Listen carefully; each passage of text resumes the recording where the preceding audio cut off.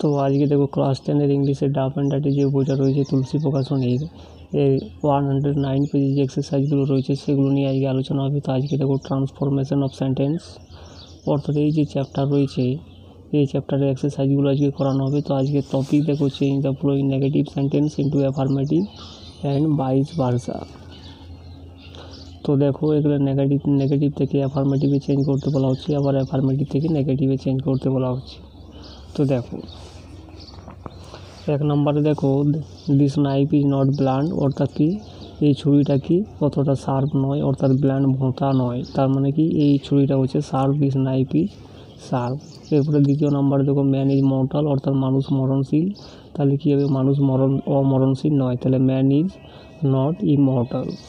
এরপরে দেখো the man is hopeful, অর্থাৎ মানুষ আশাবাদী, তাহলে কী হবে মানুষ আশাবাদী নয়, অর্থাৎ ম্যান ইজ নট হোপলেস। এরপরে 4 নম্বর দেখো দে লেফট নো প্ল্যান আনট্রাইড, তাহলে কী হবে দে ট্রাইড এভরি প্ল্যান।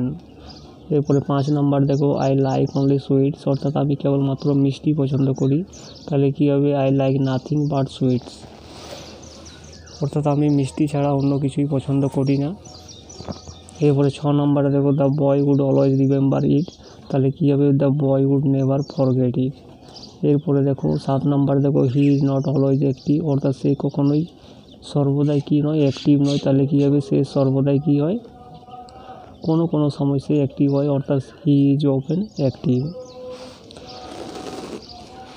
এরপরে 8 নম্বর দেখো everybody will admit it intelligence, অর্থাৎ সবাই স্বীকার করে তার বুদ্ধিমত্তাকে, তাহলে কী হবে কেউই অস্বীকার করে না, তাহলে কী হবে নবডি, তাহলে কী হবে দেখো nobody will deny his intelligence.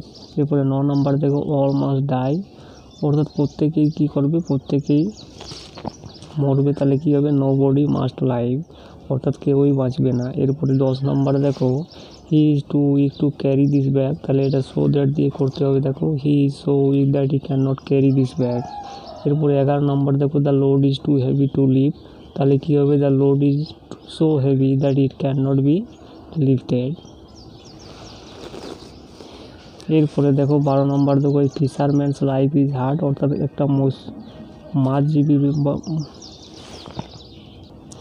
অর্থাৎ কি মৎস্যজীবীদের জীবনটা কি কঠিন, তাহলে মৎস্যজীবীদের জীবনটা সহজ নয়, তাহলে কী হবে fisherman life is not easy. এরপরে 13 নম্বর দেখো elephant is the biggest animal in the forest, তাহলে কী হবে no other animal in the forest is as big as elephant. এরপরে 14 নম্বর দেখো as soon as he reach home it started raining heavily, তাহলে কী হবে নৌসোনার দিয়ে করতে হবে, দেখো no sooner had he reached home, no sooner থাকলে সবসময় দেন বসে then it started raining heavily. এরপরে 15 নম্বর দেখো he is the best boy in the class, তাহলে এটাকে পজিটিভ ডিগ্রি করতে হবে, তাহলে কী হবে no other boy in the class is as good as he. এরপরে 16 নম্বর দেখো none but a fool can do this, তাহলে নান বাট যদি থাকে তাহলে কী হবে অনলি দিয়ে করবে, only a fool can do this. এরপরে 17 নম্বর দেখো the minister has to attend the meeting, তাহলে কী হবে the minister can not prevent himself, অর্থাৎ মন্ত্রী কখনোই প্রিভেন্ট করেনি বা বাধা করেনি হিমসেলফ নিজেকে টু অ্যাটেন্ড দ্য মিটিং, অর্থাৎ মিটিংয়ে উপস্থিত থাকতে।